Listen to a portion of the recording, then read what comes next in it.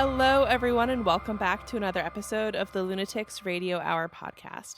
My name is Abby Branker, and I'm sitting here with Kate Rotunda. Hello. And today we are here to talk about different types of horror villains and why they're scary. This is all from Kate's brain. So on December 6th, 2024, Kate published an article on lunaticsproject.com, and definitely check out her work there, that outlined exactly what we're going to talk about today. And I've been thinking about this topic since she released this because I love putting things into lists and categories. And so today we're going to talk about horror villains and sort of group them into different categories. I love doing that for many reasons, but one is because it helps you recognize how there really are only a certain number of ways you can tell a story. Oh, yeah. And especially in horror, it's really fun to kind of start categorizing villains that way. Kate, if I haven't already said this on this podcast, is really an encyclopedia of horror. And so I feel like no matter what, I could just spitfire villains at you today to be able to properly categorize them and defend them. We shall see. Yeah, so it's going to be a fun episode. There may be mild spoilers here, but I wouldn't worry about it too much. Really, just we're going to talk at a high level about some pretty iconic horror films. Yes. So, Kate, before we get into that, why don't you set us up a little bit, talk about why you wrote this article, how you started thinking about categorizing villains, kind of the impetus for why we're here today. So, yeah, I watch a lot of horror movies. Once you watch a lot, you notice a lot of tropes, obviously, in horror films. You notice a lot of patterns. And I noticed that a lot of horror villains had like very similar motives as to why they were doing something, whether it's just the classic slasher who's kind of mindless, psychotic after a certain group of people, after a certain town. There's revenge, power, money, all of that. Just like classic villain stories, classic villain motives. And I started to notice that some of the scarier horror movie villains had very specific motives. And I don't necessarily mean like their individual motives, but just like why they work the way they do. Yeah. So I kind of organized it into 3 different motives that I thought made the scariest horror villains. And in the article, I wrote about villains whose motives were either hedonistic pleasure, survival, or repercussions. Repercussions being basically the consequence of other people's actions or why that villain exists. The hedonism is basically what I think is one of the scarier types of villains. I think it's my favorite. Yeah, which is just villains who you're like, you know what? The way my brain works is this is fun, and all I care about is that this is fun and I'm having a good time. And then survival, I also think is very scary because I think going up against something that is only doing what it is based on the primal instinct and need to survive, there's no really beating that, or there's no like loophole in that. Yeah. So I found that some of the more scary villains fell into those categories. So I wrote this to kind of talk about that. Do you feel like all villains could be categorized into one of these 3 categories? And obviously there's other motivations, but do you think that I could throw any villain at you and you could assign it one of these 3?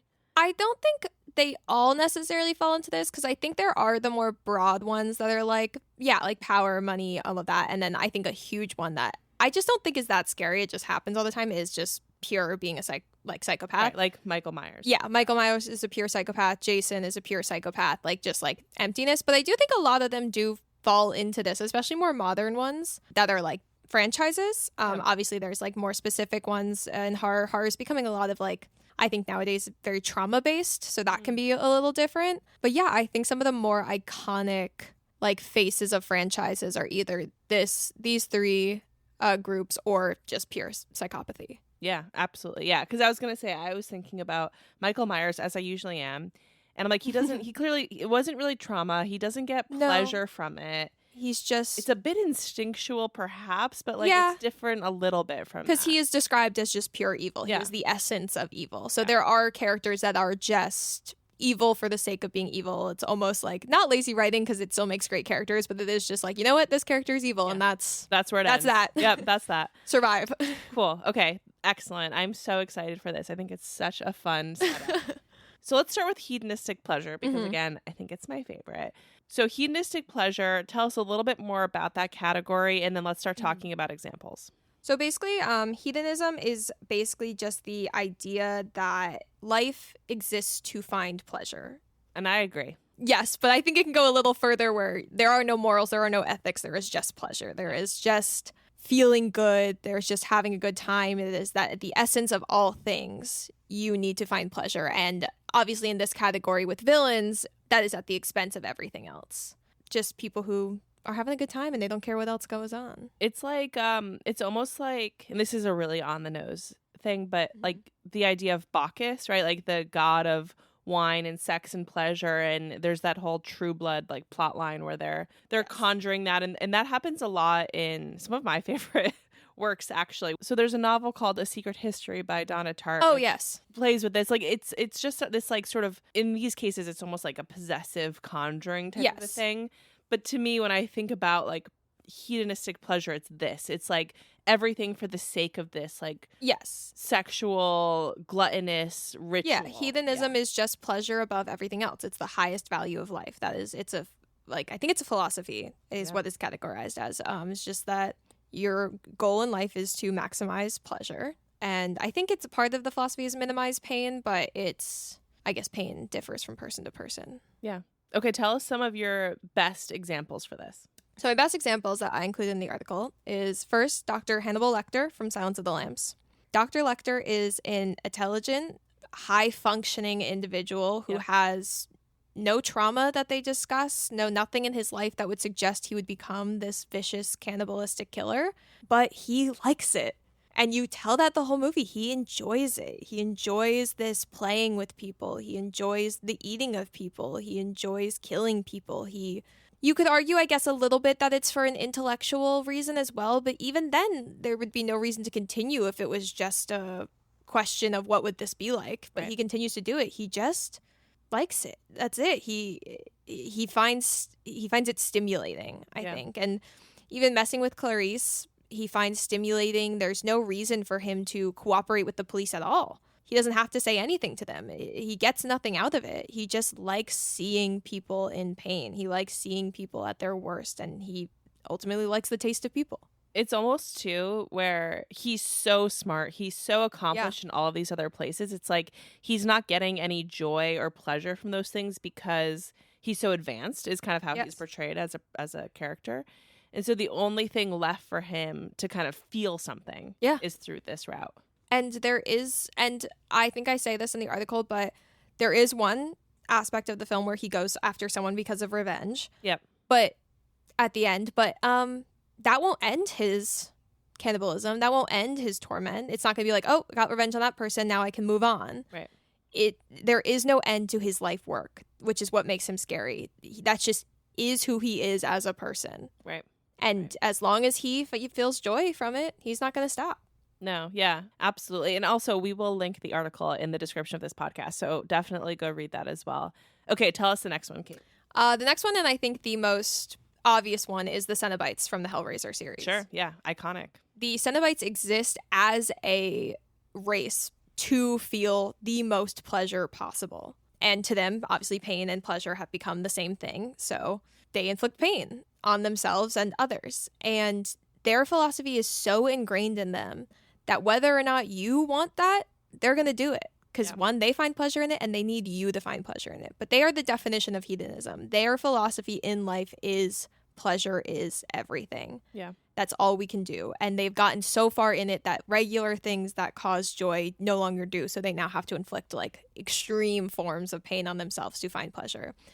But in the movies, even the people who use the puzzle box, the uncle in the first film, seeks this out because he's also someone that's after hedonism. He has tried every form of sexual pleasure he can, and so he has to go to the extreme, which is opening the puzzle box and calling the Cenobites. But whether or not you meant to or not, they're gonna indoctrinate you into their world of pain is pleasure is pain, and pleasure is everything. To have this whole species that cares so much about this to the point of nothing else. There's no other point to them. They don't go after people for revenge. They go after people who open their puzzle box because that's their way into this world. Yeah. But it's almost just like an empty species of just this pleasure. So it's terrifying because that's all that matters to them. So if you're being chased by them, you're being attacked by them, there is no reason for them to stop. Right. There is no reason for them to continue. So just the fact that they will continue is what I think makes them so terrifying, that these sensations to them are the most important thing in the world. Right. They have no empathy for anything else. Like, that's all. It's literally all they care about. It's just, let's feel good. And to them, feeling good is any extreme whatsoever, whether it's pleasure or pain. Right. It's all pleasure to them. Yeah. Okay, tell us about Art the Clown. Art the Clown, what a strange little creature. He also, I think, has a hedonistic view on life. He's having a great time if you watch those films. He's skinning people, he's rubbing salt in the wounds, he's doing all this with a huge smile on his face. And as you continue the storylines, you maybe find out he's more demon-esque. So maybe there's something there. But the first one alone, before you know anything about his character, he's just doing this to do it. And because it brings a smile to his face. Obviously, clowns are a bigger thing to go into in terms of how they're treated in horror and like yes. what they are and the fear of them. But his job is to perform, and who he's performing for is himself. And I think he does it because he likes it. And like, you have no other reason to believe why he's doing this. Anyone that comes across him, he's like, oh, this would be a fun person to kill. And that's all that matters to him. It's like a form of narcissism. It's like a huge ego thing. I'm going to have a good time in life, and what causes me a good time is killing people. And if all that matters to me is having a good time and being a silly little clown, then I'm going to keep doing it. No reason to stop. Yeah. And anyone who has a point of view in life that is above everything else, in this case, pleasure, getting them to do anything else is near impossible. So when you have someone that's like murderous with that intent, it's really scary. Okay, I'm going to throw two at you. Yes, and I want you to tell me if you agree or disagree. Okay. Patrick Bateman. I think I can see that, but I think because he is so almost insecure that the pleasure is more for other people than it is for himself. Like his viewpoint is like, because you see him break down at times. So there are definitely times where he's just having a good time, like the Huey Lewis scene for sure. Yeah. But I think because his is so externally forced that it's a little less so. So where would you categorize him? He's a tricky one. I think he could be a mix of hedonism, but he's also a mix of, I think he's just a little bit of a psychopath. And then I guess if you want to make a new category of like insecurity, the need to fit in, like he's a mix of being a psychopath and this need to fit in. So like he does things that aren't good in society's terms, but he forces them to seem like he's doing it to appear better. We've got to create like a crazy Venn diagram for Instagram. This. Okay, the next one, which I think you're going to disagree with, and I think you're going to say it's survival. Okay. Dracula. That's an interesting one because I actually do think that the further, and it's so hard because there's so many different Draculas. Yeah. But the further you get into Dracula's life, yes, I do think it is pleasure. Because maybe in the beginning, like vampires, you could argue that they're survival, but like it's so easy. They make a point that they can survive on other things. And then it evolves into this like... Yes, and it evolves into especially Dracula as a vampire because he's this like royal guy with this castle and all this. Like, yeah, he definitely toys with people because he's bored also. Yeah. Like that's definitely part of it. But yeah, I think Dracula definitely, especially when he's like full on Dracula. Like maybe you could argue earlier in his life it was for survival, but no, I think he's fully like just having a good time. Yeah. He's got nothing else to do and he wants to feel good. Yeah, I think so.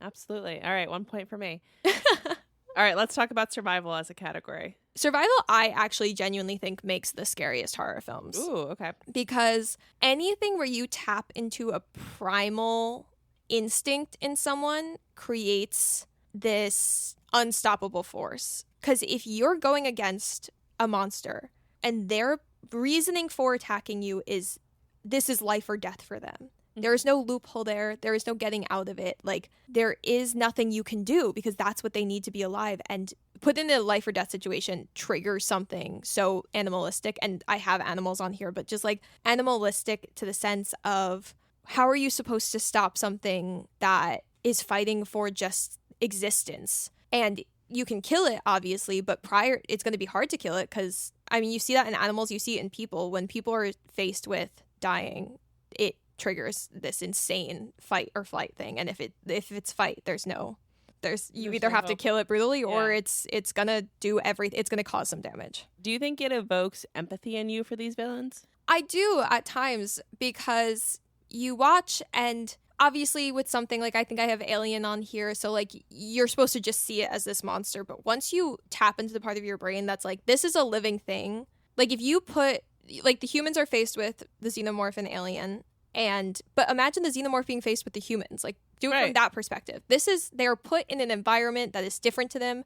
They are being hunted, they are hungry, Like, it's just, imagine being on an alien spaceship. Like, you were brought on an alien spaceship, and these people are trying to kill you. Like, I think it would trigger something in you to become crazy and just try and become so disoriented and so scared and just fight for your life. You just are fighting to be alive. Like, I really think it's the most basic instinct people and animals have. Is the need to be alive. It's almost like Jurassic Park when I think about xenomorphs in that way. It's like, what are these humans doing here? What are they doing to us? Yeah. It's so foreign, and there are no thoughts when you're fighting for life or death. You're not thinking about, like, oh, in the future, is that going to affect someone? What about their, like, any of that? Like, you're just like, I need to be alive, and it doesn't matter. Like, there's not even thoughts there. It's just pure energy. Exactly. With the xenomorph, especially, that one I think is that is trying to survive. Maybe as the alien movies go on, it becomes a little more nuanced, but the first xenomorph is they crash onto its planet. Right. They take it into their foreign spaceship that this creature is not familiar with. It attacks a person, but that's what it has been ripped from its home. It is trying to survive. It is latching on to something to survive. So while we as the people watching it have this precious feeling towards the human, it has its precious feeling towards itself. Yep. It is now in an unfamiliar area. And the xenomorph is also just built biologically to survive. Its blood is acid. It has like layers of teeth. It's this unstoppable force. Like, and it's true of animals in real life too. There are some animals that are just, they are built with defense systems built in. Like, that is their point, is to survive. So when you're faced with a creature on your spaceship that is just fighting for its life with no human thoughts, no human urges, no loopholes, nothing you can say to it, talk it out of anything, or like distract it, just pure confusion and basic primal instincts. It's terrifying.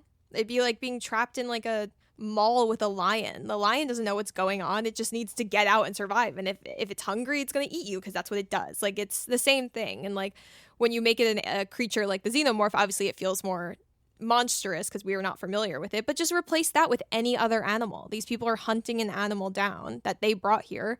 It has nothing going on. It just needs to be alive. I also have the Creeper on here. Yep. Jeepers Creepers, great movie. Not a great director, but can't say that about, you can say that about any horror movie. But I think Jeepers Creepers is great because it's one of those horror movies I love, which is, what if the characters did, I mean, they make some stupid mistakes in the beginning, but what if they did everything right? Right. There's a scene where the character hits him with the car, backs up the car, runs it over like 6 times. They tell the police, they tell these people they're safe, like, and it still goes wrong. Right. Because there are some things you just can't stop. The Creeper's whole shtick is that every 23 years in the spring, it feeds for 23 days. And it feeding is, one, survival, needs to eat, like bears before hibernation. But also, the way the Creeper's anatomy works is that it needs to take compatible body parts to bring into itself to keep it alive. So what is the human race to this creature? Nothing. It's what it needs. It's what is like food to us. Like, it's what it needs to be alive. And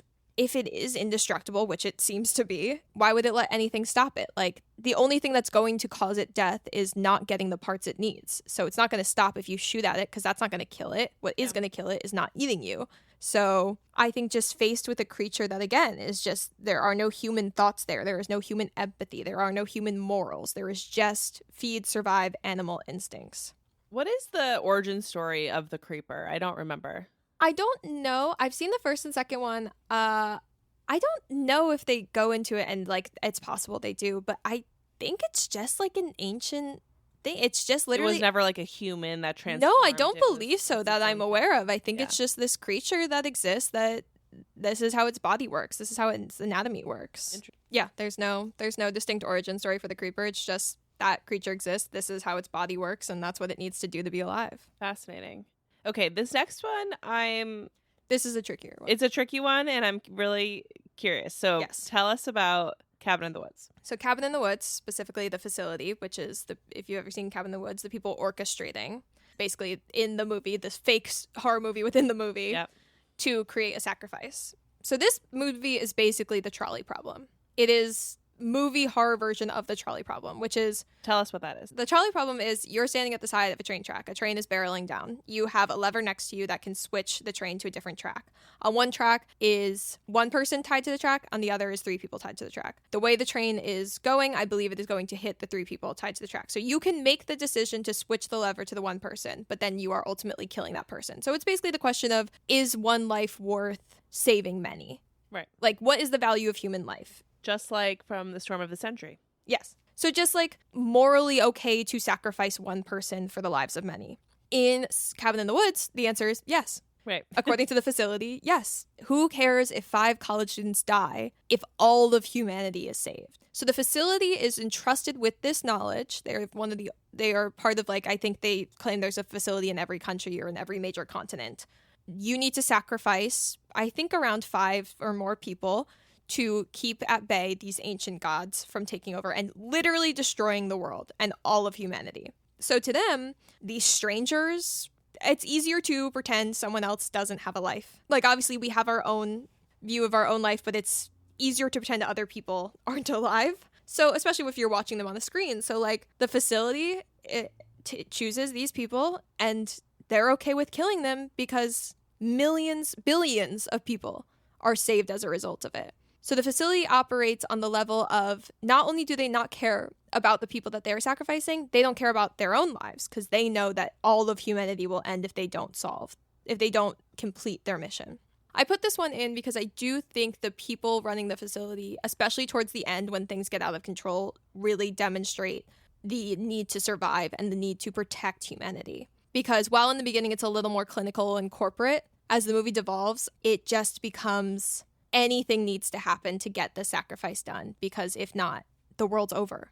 So obviously it's easy to hypothetically say I wouldn't do this, but if you were faced with the question of billions of people dying or 5 people dying, it's a tough decision, but I can see how the facility chose to do this. They are operating under the assumption that they are the ones keeping everyone alive. So I do think it does provoke this survival instinct. Yeah.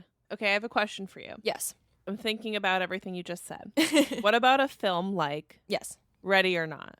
Yes. Where it's similar in that it's like a sacrifice sort of thing, but it's a microcosm, not for like the greater good of humanity.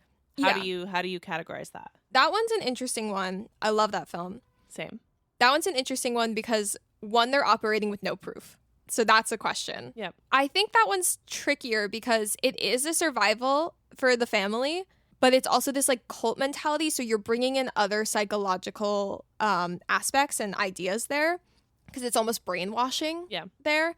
But yeah, I guess you could definitely say that that's a need to survive. But I don't remember, and maybe you remember, in Ready or Not, do they think they're going to die if they don't kill her? Do they just think they'll lose their wealth? I feel like, I don't remember either, but I think that it's their wealth, that it's tied to their success in life. Yeah. So like, while in the end, spoiler alert, that is what it is tied to their lives. But I believe they just think it's their success and their wealth. Like they think that that's what it needs. So that's less so because it's not even putting the value on like human lives. It's just on there. It's kind of also similar, Adam Brody again, but like Jennifer's Body with the sacrifice at the beginning where it's like, well, they're not going to die, but they want to be like famous musicians. Yeah, that's different. That's the whole like money greediness of it all, where I think it's different when you unlock this like for the greater good thing. Because like, again, the facility in Cabin in the Woods is literally billions of lives on their hands versus I just want to improve my quality of life. Like, that's completely different because it's not like the trolley problem is like kill one person or run over $6 million. Like, it's right. But it's interesting to compare the two because you see this, like, again, primal need to survive that kind of turns off human emotions and human thinking versus overthinking about what makes a life worth living. So there's a difference between life ending and life not feeling worth it. You'd also put Jaws in this category, I assume. See, I thought about putting Jaws in this category, but I ultimately couldn't because that shark does not need to be doing any of that. That shark is just doing that. That I almost put psychopath. Yeah, Mike Myers. Like a disease maybe it has. Like I don't like rabid shark. I really thought about that because I was like, oh, Jaws could count in this. Like it definitely is in Animal Instincts. Like if Animal Instincts were a category, it would definitely be in it.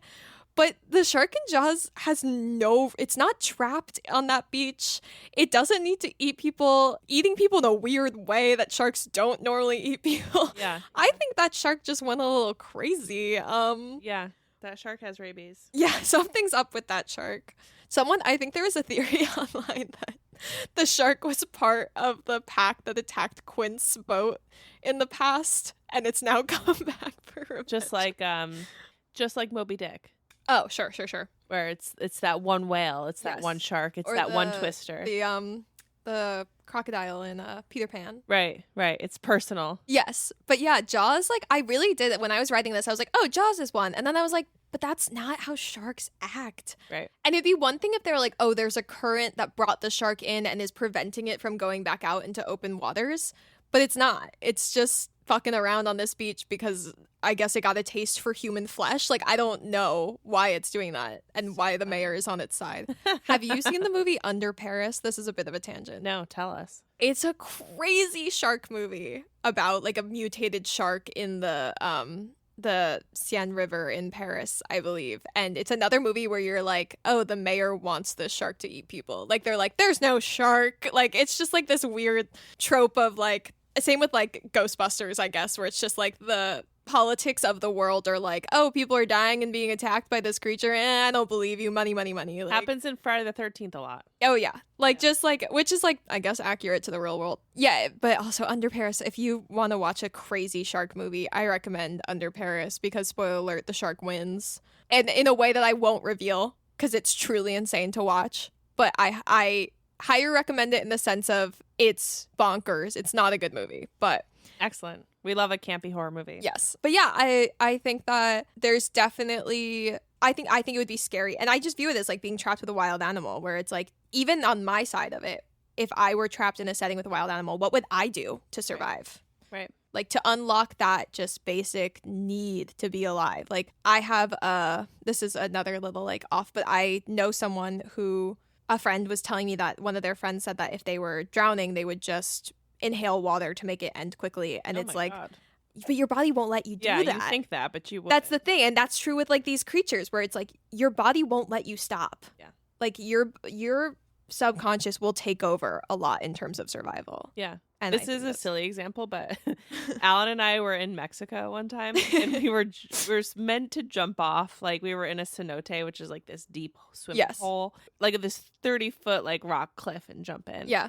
And I was up there like for so long, like people were chanting for me, like that's how long. And I was like, I physically, it's like hard, yeah. My body was stopping me from doing it. Absolutely. And finally the lifeguard, who was just like having a blast watching this, was like, just look out and not down. Yeah. And just that shift, I just jumped immediately. Yeah. But it was like literally my body physically was stopping me. Like I couldn't bring myself to do it. Well, it's like also true of like, this is a much lesser level, but when I went to Chicago as a kid, they had like the Sears Tower, like this glass platform. Yep. And you step on it and your brain is like, I know this is secure, but your body is weird. Like your body doesn't feel it. So there are things that like, and I always say I'm a big person where I'm like in like a apocalyptic movie, I'm like, oh, I'd just kill myself because I couldn't deal with it. But it's again, you can say all these things, but the human and animal need to be alive is so much stronger than people think. Yeah, it's true. To your point, like I think one of our first dates, Alan brought me, which, you know, this is a conversation for a separate day, but he brought me to this like virtual reality arcade with his friend. So romantic. And we put on like, you know, you put on like the goggles. Yeah. This was like before they were at home for people to use. Yeah. And the thing we were doing was like walking off a plank off the side of a building. Sure. I couldn't do it. Yeah. I was in a VR headset. I couldn't do it. Like, fortunately, I can say for myself, I've never been in a truly life or death situation. Yeah. But people who have talked about like your mind shuts down, the adrenaline rush of everything. So having these horror movies where you have the villain just purely running on that need to survive, it's just a never ending. Even if you injure the creature, you injure the animal, you injure the xenomorph, that's not going to stop it. Like, just injuring it isn't going to cause it to lay down and die. If anything, it's going to make it worse. Yeah, absolutely. But yeah, so the facility is a harder one. But I really do think they fit into survival because this is not for joy. They don't enjoy doing it. I mean, obviously they have fun in it because you gotta have fun in things. They have their little bet and everything like that. But like, if they didn't have to do it, they wouldn't. Right. But they feel like they have to. It's for the greater good is how they believe. Yes. Yeah. Okay, tell us about repercussions. Repercussions is one of my favorite ones because it is. I also debated calling it "You Did This to Me," which is villains that didn't need to exist, but something was done to them that caused it. For example, that I think a lot of people know is Carrie. Mm-hmm. Carrie gets telekinetic powers. That happens with her, period. She gets telekinetic powers. But prior to the prom, she's not using these powers. And she's certainly not using them for evil, other than shutting her mom, like, in a closet. Yeah. Like, she barely uses her abilities, and she definitely doesn't use them for evil. Only when an extreme act is done to her does it turn her into this. So had those kids never dumped blood on Carrie, she probably never would have killed anyone with her powers. Right. Like, she is the consequence of their actions. So you did something, and now you have to deal with what you've created. Carrie White is one. Another one is Jennifer from Jennifer's Body, which I will mention every episode. Thank God. Jennifer is sacrificed, and it goes wrong, and she becomes this demon. Jennifer was not a malicious person prior to this. She was not evil. She would never have gone on to kill someone. But because of an external force, she is turned into something that is evil, that is terrible, that is murderous. Tell us about Teeth. Teeth, yet again. Teeth is another one where when the movie first starts, you think that this girl she has teeth in her vagina, and you think that it's just happening every time she has sex. Mm-hmm. But again, in the movie, there is a consensual sex scene where the teeth in her vagina do not come out, they do not harm, they do not affect her sex at all. Only when she is assaulted do these people get attacked. So only when she's sexually assaulted, only when she's touched inappropriately, does her defense mechanism go into work. So if no one ever sexually assaulted her, if no one did anything, she may have never known. If she had just had consensual sex from the beginning, if no one had forced themselves upon her, it's possible she could have gone her whole life without knowing what was happening down there. It's actions. It's this idea that, sure, you can do whatever you want, but there's going to be consequences to it, and she's one of them. So she's not quite a villain in it, but she's still repercussions. She's still the consequence of other people's actions. That didn't have to happen to them. It's because of what they did. Yeah, absolutely. And I think that one, like, in the way that if you really think about each of these categories, you realize there's something deeper, right? Like, yes. with survival, maybe evoking a bit of sympathy. Yeah. Repercussions even more so, right? It's like, it's often people who, of course, didn't deserve anything that happened to them, and they become horrifying and scary, but yes. You can also feel in your heart like, dang, and it adds something to the movie. And like Carrie and Jennifer and Carrie, and like Teeth and all that, like technically they're not villains, but they're villains of the people who they kill. Like sure. They're villains of those stories. Yeah. But Carrie holds such, and I think this is true of a lot of women, especially Carrie holds such like a nice, like horror women love, like protect and love Carrie. Like, it's just like such a good representation. But yeah, literally Carrie does nothing wrong prior to the prom scene other than locking her mom in the closet. Abusive mother, I might add. Horrible mother. But she doesn't even hurt her prior to that. Yeah. It is only when, and she has violence inflicted on her before the prom scene. She puts up with so much She puts up with so much, but it was this one act of not even like the blood dropping on her, but also the bucket dropping on Tommy. Like this thing that really tipped her over the edge, that to a point you're like, I can't even feel sorry for you. This didn't need to happen. This isn't her fault. You did this to her. And now she's going to do stuff to you. As it should be. Alan and I and some of his friends did a series a long time ago for Halloween called the Scary Scuffle. And it was essentially like where everyone drafted horror villains, and it was like a tournament where we pitted them against each other. And then we'd have to sort of defend who would win in each pairing. And then we came up with an ultimate winner. And I think it was Carrie. Like, I think she's also just so powerful. She is, yeah. She fucked everybody up. I love Carrie so much. Absolutely. And I love Brian De Palma so much. So yes. Okay, Kate. We are at the point of the episode where I'm going to give you. I'm gonna fire horror movies at you, and you're gonna tell me. Okay. They may not be these three categories. They may be other categories. Yeah. That's fine. Yes. Okay. Let's see. All right. This. Bodies. Well, misunderstanding. Hereditary. Witchcraft, like magic, and brainwashing. Nightmare on Elm Street. Psychopathy mixed with the supernatural. The Birds. I guess Mother Nature's fury. Would you put the Birds into survival? Not really, right? No, because they're not eating people. I guess just the fury of Mother Nature. 28 Days Later. I guess a mix of survival and Mother Nature fury. Godzilla. Godzilla is survival and repercussions. Poltergeist. Supernatural ones are really hard. I don't understand the world of it that much, but I think that's more like a supernatural effect or ghostly mixed with. I guess you could. Oh, actually, could be repercussions because they built it on the. No, is Poltergeist the one where it's like you didn't move the bodies? Is that Poltergeist with the cemetery? They built the houses on the cemetery. Oh, maybe He's like, you moved the headstones, but you didn't move the bodies. Oh, yeah, it could be. So it could be repercussions. Yeah, Raw. Ooh, Raw's a hard one because you could like almost say that's genetics. Yeah. Towards the end. I love Raw. Raw's so good. But I also think like hedonism a little bit. Yeah. No, definitely hedonism a little bit because it's something that she does find great They pleasure like in. settle into. It's almost like they come into it. Yeah, I would argue, maybe a genetic hedonism. The Shining. The Shining is psychopathy mixed with just supernatural, like evil, just pure evil, really. The Thing. Survival. Suspiria. That's just evil as well. They're just like, and I guess, do they do it for fun, the witches? I think there's a little. Yeah, I think there's a little hedonism there. They're having a good time. I guess anything witches do is for fun. Same with the ghosts. I guess that's hedonism a little bit. The ghosts enjoy that's it. true. Hot take. Yeah. Train to Busan. That's it. Same with zombies. I think it's a mix of survival and like nature's fury a little bit. However, depending on how the zombie outbreak started, sometimes it's created in the lab. Sometimes it's, I think in 20 Days Later, it's just like wrath, right? Yeah. Maybe it's a lab. But yeah, I think like nature's fury is definitely another one. Like folly of man in nature. I think both. I was going to ask you about Get Out, but I think both Us and Get Out are repercussions. Yes. Well, I think Get Out is psychopathy and brainwashing on one side. And then repercussions when in terms of the villains in it. Yeah. And Get Out is brainwashing and you could, and you shouldn't, but you could argue survival for Get Out a little bit. Yeah. Because they're trying to de-age but like that's more vanity. Yeah. I guess vanity, if that's one, and racism. Can racism be one? Yeah, of course.